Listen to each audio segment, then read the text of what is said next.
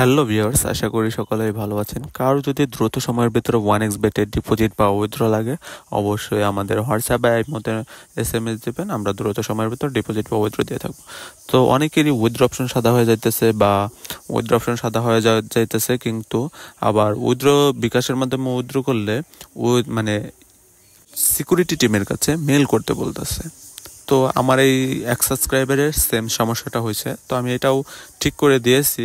বেশ কিছু সময় লাগছে যদিও, কিন্তু 100% ঠিক হবে। ঠিক আছে, তো এখানে কনফার্ম ক্লিক দেওয়ার পরেই সিকিউরিটি টিমের কাছে মেল করতে বলতেছে।